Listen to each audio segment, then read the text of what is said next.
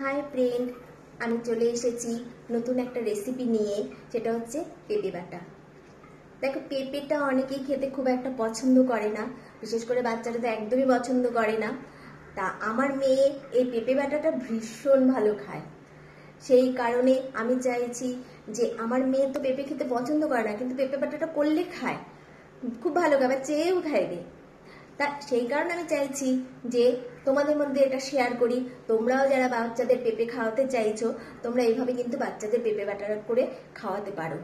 বা বড়রাও অনেকে পেঁপে খেতে চাইছো না বা পছন্দ করো না, তারা এইভাবে একবার ট্রাই করে দেখো, ভীষণ ভালো লাগবে খেতে। তার চলো এবার আমরা পেঁপে বাটা রেসিপি দেখি।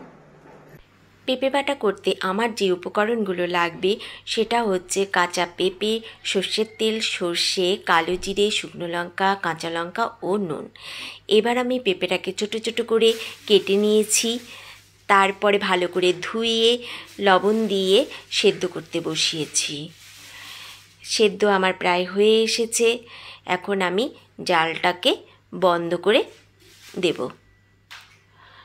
তারপরে আমি সর্ষে ও কাঁচা লঙ্কাটাকে ভালোভাবে পেস্ট করে নিচ্ছি। এবার পেঁপের মধ্যে হাফ সর্ষে বাটা দিয়ে দিচ্ছি ও পরিমাণ মতো লবণ দিয়ে দিলাম, আর সামান্য পরিমাণে সর্ষের তেল দিয়ে দিয়েছি, দিয়ে পেস্ট করে নিলাম। এবার প্যানের মধ্যে সর্ষের তেল দিলাম। সর্ষের তেলটা গরম হলে তাতে একটা শুকনো লঙ্কা, কালো জিরে দিয়ে পেঁপের যে পেস্টটা সেটা দিয়ে দিলাম, দিয়ে ভালো করে নাড়িয়ে নিলাম।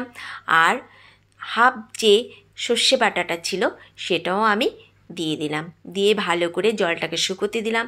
দেখো আমার জলটা শুকিয়ে এসেছে। এখন আমি এতে সামান্য পরিমাণে সর্ষের তেল ব্যবহার করব। সর্ষের তেল দিয়ে দেওয়া হলো। এবার আমি এটাকে ভালো করে নাড়িয়ে নেব, নাড়িয়ে পুরো জলটাকে ভালো করে টানতে দেব। দেখো পুরো জলটা টেনে গেছে, আমার পেঁপে বাটা রেডি হয়ে গেছে। হাই ফ্রেন্ডস, আমার পেঁপে বাটাটা কেমন লাগলো তোমরা কিন্তু বাড়িতে অবশ্যই ট্রাই করবে। ট্রাই করে কিন্তু আমাকে জানাবে কমেন্টস করে তোমাদের কেমন খেতে লেগেছে। তাহলে আমি আজকে এই পর্যন্তই রাখছি। বাই, টাটা। আরেকটা জিনিস, আমার চ্যানেলটা কিন্তু সাবস্ক্রাইব করে দিও, তাহলে কিন্তু নতুন নতুন অনেক কিছু দেখতে পাবে। বাই।